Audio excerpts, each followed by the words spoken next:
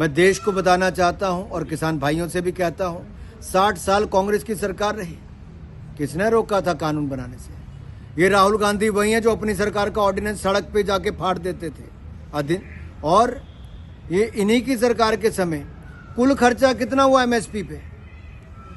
गेहूं, धान, दलहन, तिलहन पे 5.5 लाख करोड़ रुपया खर्च हुआ और मोदी सरकार ने खर्च किया 18,39,000 करोड़ रुपया। ये देखिए आंकड़े मैं आपको बताता हूं।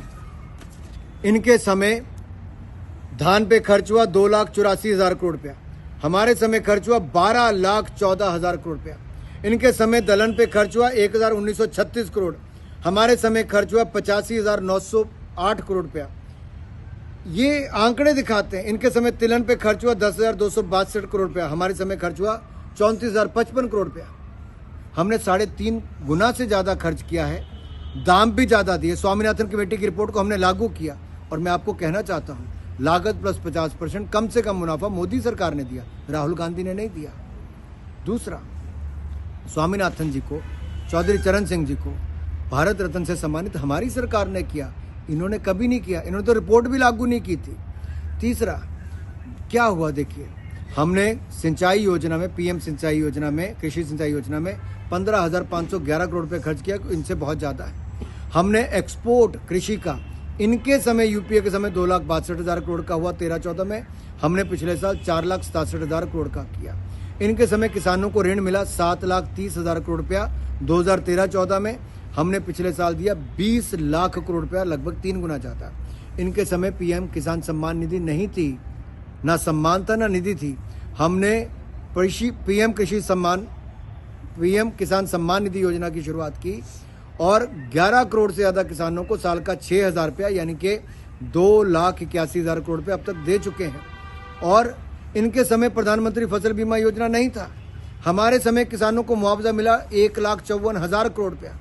और एक बड़ी बात मैं कहता हूँ, इनके समय 2013-14 में कृषि का बजट था 27,662 करोड़ रुपया कृषि मंत्रालय का, हमारे समय है 1,25,000 करोड़ रुपया पिछले साल का, यानी कि साल की भी तुलना करेंगे तो 1 लाख करोड़ रुपया ज़्यादा बजट रखा।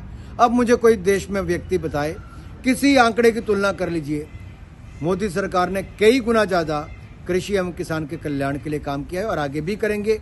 मेरा इतना ही अनुरोध है, बातचीत करिए, हिंसा आगजनी नहीं। हर समस्या का हल बातचीत से हो सकता है। आइए चर्चा का दौर जारी रखें। देखिए, एक के बाद दूसरे राज्य में कांग्रेस की हार और इंडी गठबंधन का टूटना, ये बहुत बड़ी निराशा है और थोड़े सदमे में राहुल जी लगते हैं मुझे कि जो आंकड़े भी देश के सामने नहीं रख पाए। मैं चाहता हूं कि राहुल जी देश के सामने आंकड़े रखें ना, कि मोदी सरकार ने कितना गुना ज़्यादा यूपीए की सरकार से किया है। ये मोदी की गारंटी है जो देश में चलती है, कांग्रेस की फेल होती है। आखिरी सवाल है सर, ये आप बता रहे हैं, स्ट्रैटेजी क्या रहेगी? आप लोगों की अपील आपने करी है, लेकिन स्ट्रैटेजी क्या है? आप कैसे इसको ओवरकम किया जाएगा? देखिए, हम लगातार कहते हैं शांति बनाए रखिए, चर्चा में भाग लीजिए। अगर कतर में नौसेना के अधिकारियों को मृत्युदंड से बचाकर देश में सुरक्षित वापस मोदी जी ला सकते हैं, तो हर चर्चा में से हल निकल सकता है। वो भी बातचीत से हल निकला, वहाँ पे भी निवेदन किया गया, बातचीत की गई, तब हुआ। यहाँ पर भी हो सकता है, लेकिन हिंसा से कुछ नहीं होगा, तोड़फोड़ से कुछ नहीं होगा, देश का नुकसान होगा। तो कृपया करके बातचीत जारी रखिए। प्रदर्शनकारी भाइयों से कहता हूँ, शांति बनाए रखें और किसान नेताओं से मेरा अनुरोध है, बातचीत में शामिल हों, हल निकलेगा।